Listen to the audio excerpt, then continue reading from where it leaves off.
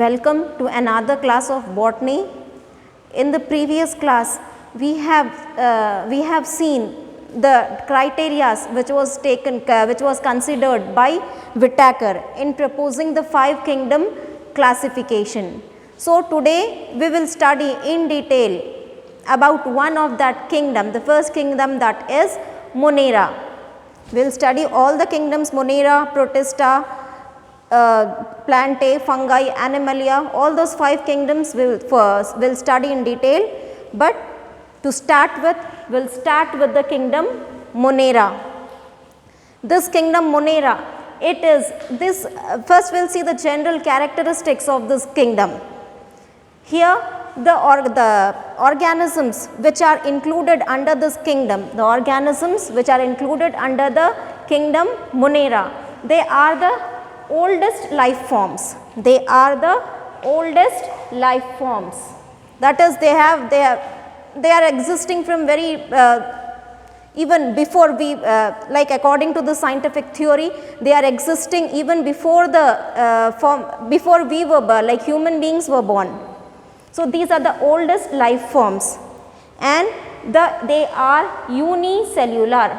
The organisms are unicellular, that is, the whole body consists of only one cell, and they are prokaryotic.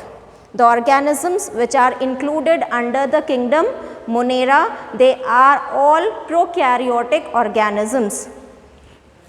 What do you mean by prokaryotic? That is, they won't be having a proper defined cell.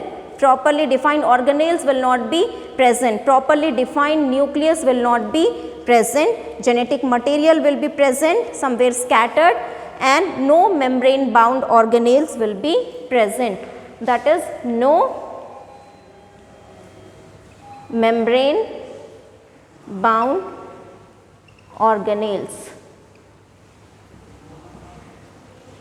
No membrane bound organelles will be present. Only the genetic material will be scattered and cytoplasm will be present. So this is this prokaryotic cell.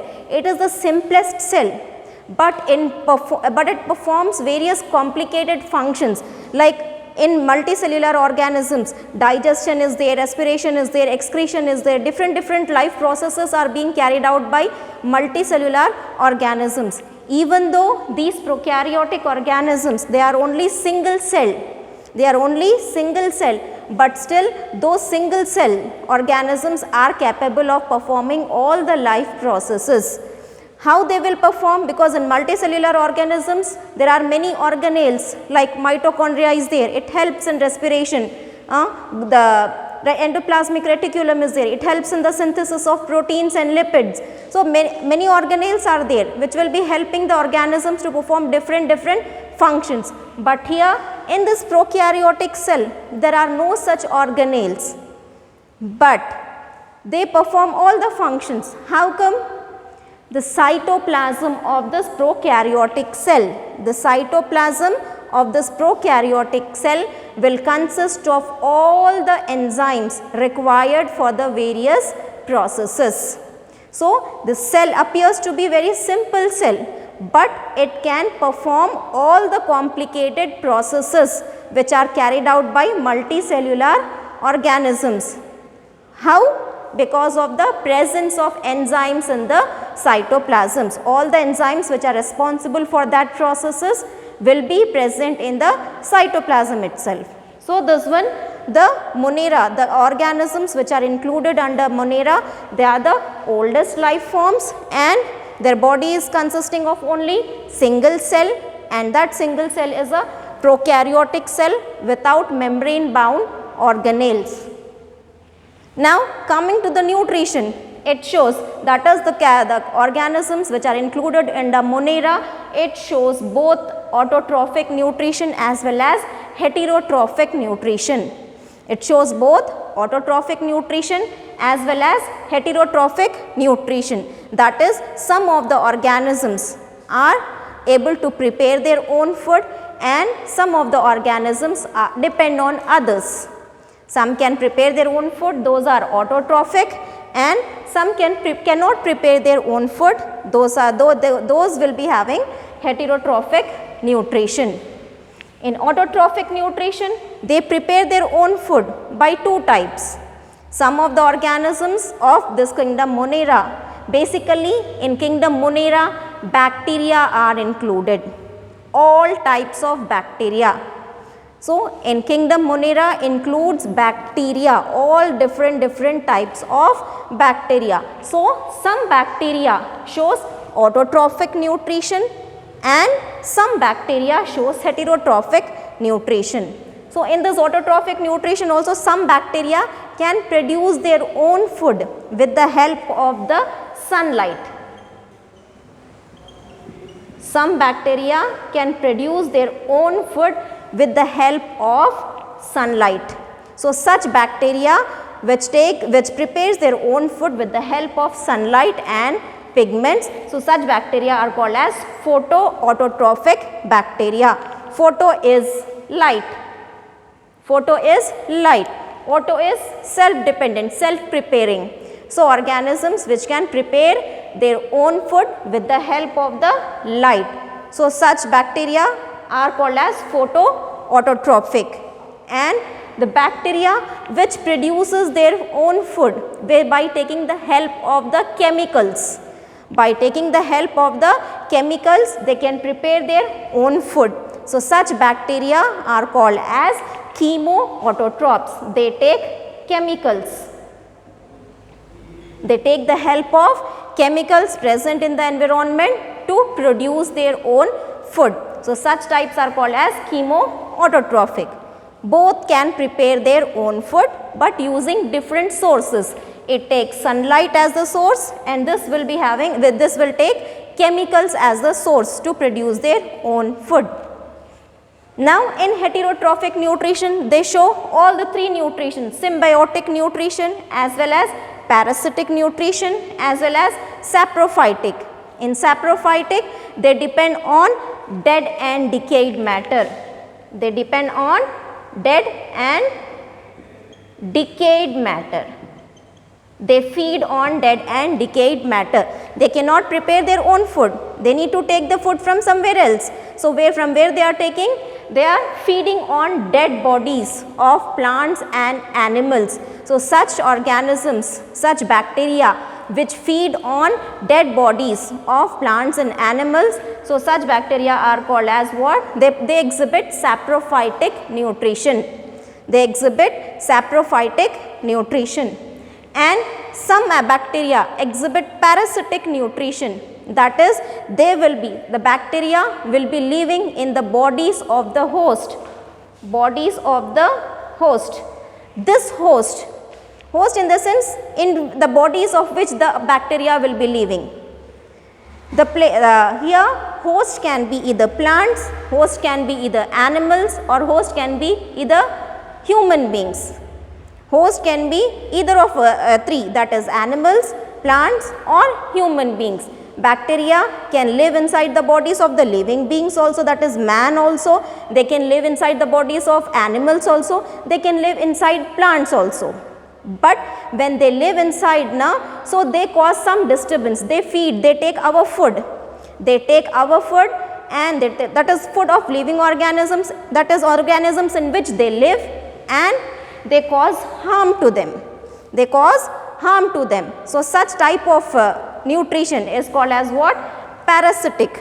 Such type of nutrition is called as parasitic nutrition. In this parasitic nutrition, bacteria lives inside the bodies of living organisms, eat the food of the living organisms and causes harm to them.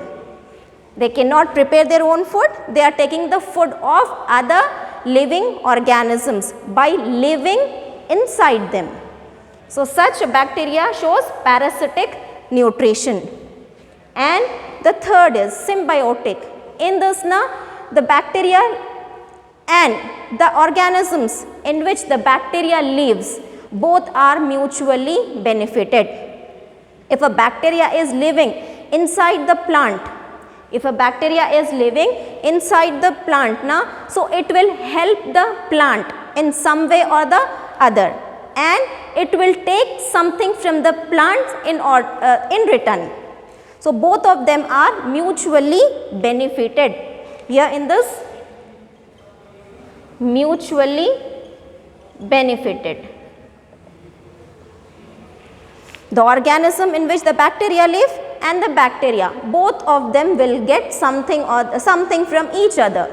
So, such type of nutrition where both of them are helping each other. So, that is called as what? Symbiotic nutrition.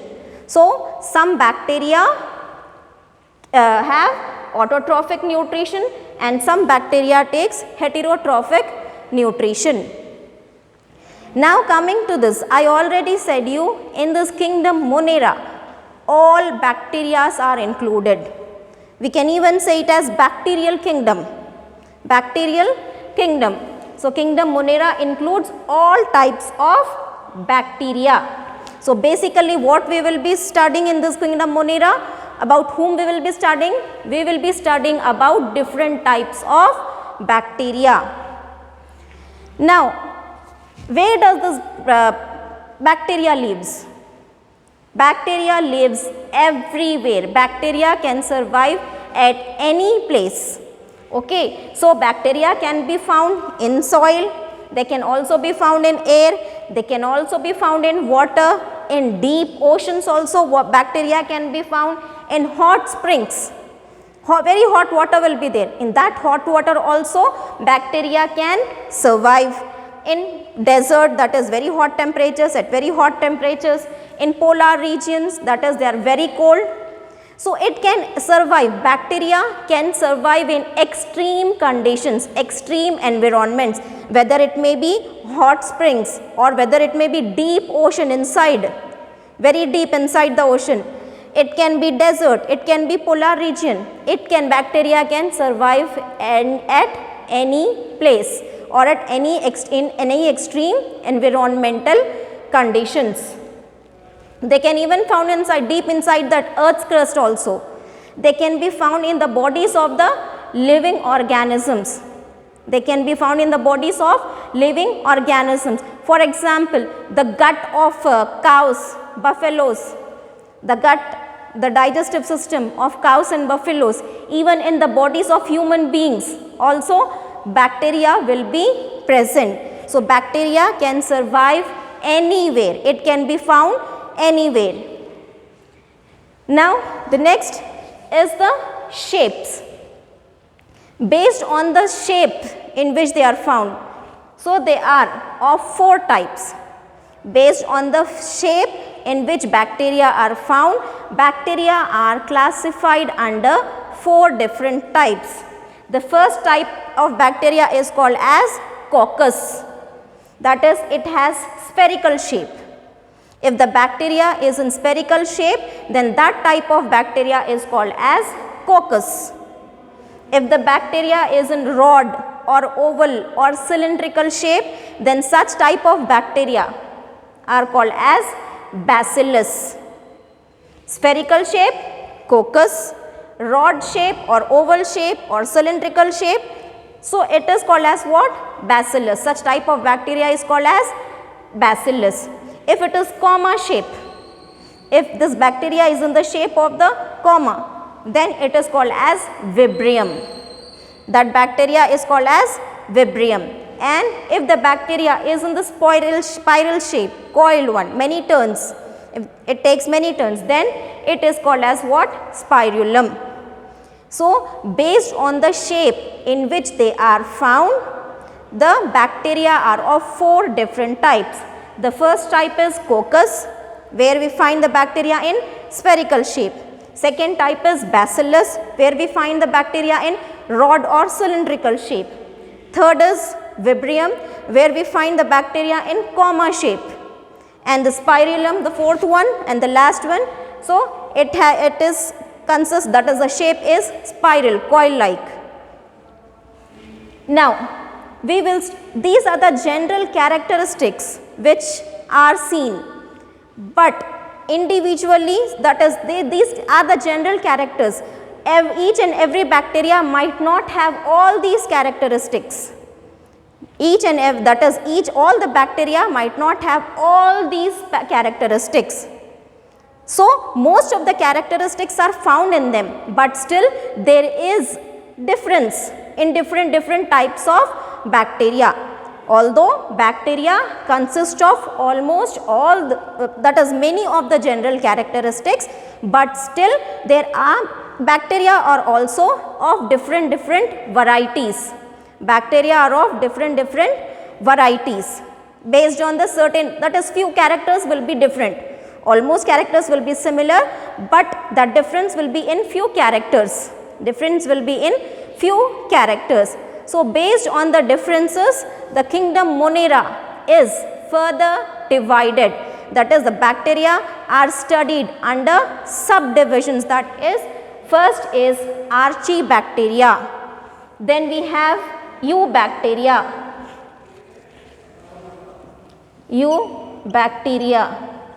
then we have Mycoplasma, we have Cyanobacteria, we have Actinomycetes, Actinomyces. So, the kingdom Monera, although all bacteria only, but still that is divided into many different small divisions. The first is Archibacteria, second is Eubacteria, third is Mycoplasma, fourth is, that is Actinomyces, and Cyanobacteria. We will study in detail about each this divisions. The first is Archibacteria. Archi, the word archi is ancient. The meaning of the word archi is ancient. These are the oldest living forms. These are the oldest living forms. We can call, that is, these bacteria are called as the ancient bacteria, that is the oldest bacteria. And they have rigid cell wall. They have rigid cell wall. They have rigid cell wall. The cell wall is made up of pseudomurine. The cell wall is made up of pseudomurine or muramic acid. The cell wall is made up of pseudomurine or muramic acid. Here, this makes the difference. This is this one, this presence of the very rigid cell wall. The organisms which belongs to the group Archibacteria, they have very rigid cell wall. The cell wall is very strong, very rigid. It has, that is, the strength is much more, and it is made up of almost all the other bacteria, that is Eubacteria. The cell wall is there, it is made up of peptidoglycan, but here in this Archibacteria, cell wall is made up of pseudomurine, and the cell wall is very rigid.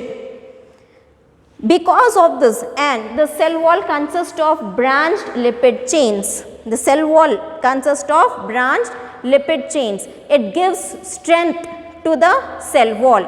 This chain, lipid chain, gives strength to the cell wall, and because of this because of this high strength, because of the high rigidity, these Archibacteria can survive in extreme conditions, can survive in extreme environmental conditions.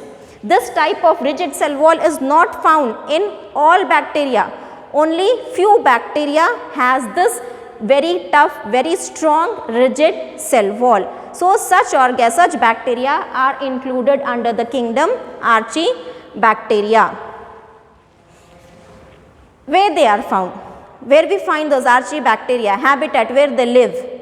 So, they live in extreme environmental conditions. Because of this property, because of this rigidity and strength of the cell wall, these Archibacteria are able to withstand extreme conditions.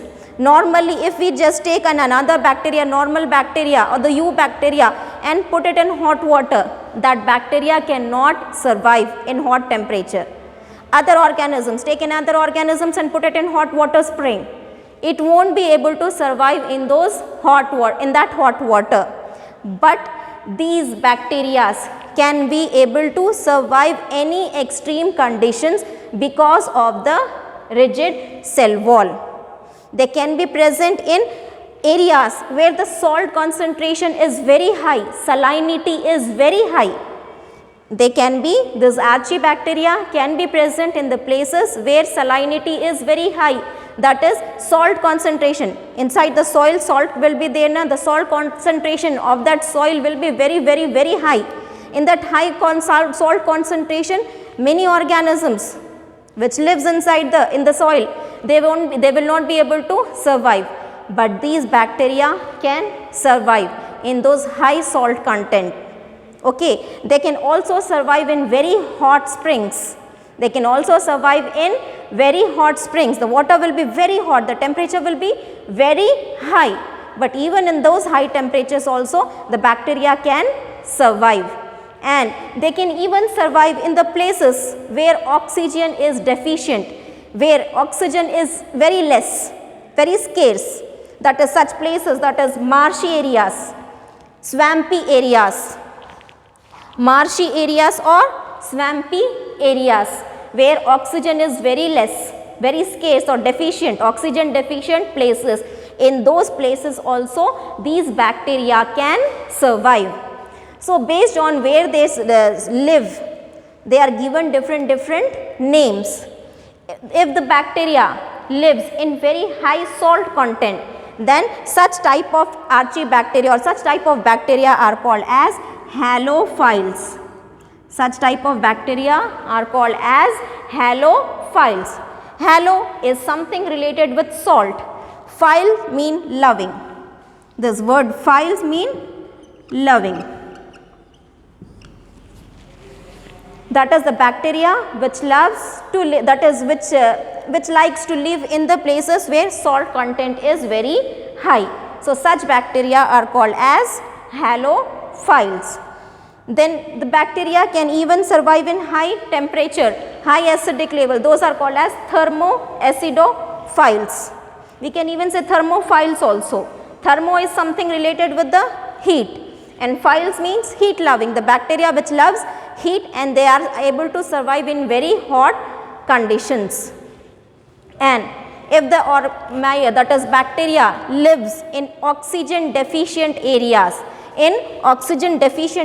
that is marshy areas or swampy areas where we find waterlogged, where the places are waterlogged. So, in those places also bacteria can survive. In this very less oxygen or in the absence of oxygen also bacteria can survive.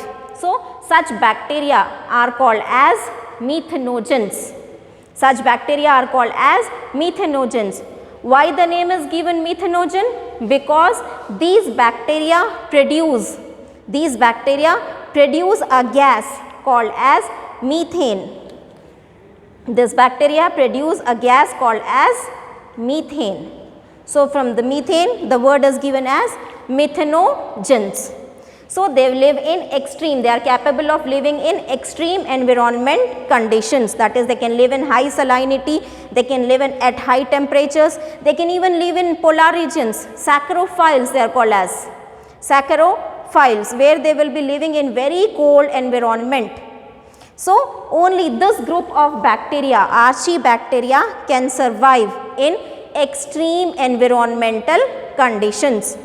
So, that is why they are this type of bacteria which can survive in extreme conditions. They are grouped under one division, that is archibacteria. So, this was the place where they were found. Next is nutrition. What type of nutrition they exhibit? So, some of the archibacteria shows heterotrophic nutrition, that is they are dependent on other organisms. They are dependent on other organisms for their food needs, and some shows, that is some can prepare their own food by taking chemicals. Some can prepare their own food by taking chemicals. So, such type of nutrition is called as chemoautotrophic, and the bacteria are called as chemoautotrophs. That is archibacteria can take can be autotrophic as well as heterotrophic. In autotrophic, they produce food with the help of the chemicals. So, those are called as chemoautotrophs. So, in this class, we have studied the general characteristics of Monera as well as the first group, that is Archibacteria. In the next class, we will study about Eubacteria and Mycoplasmas.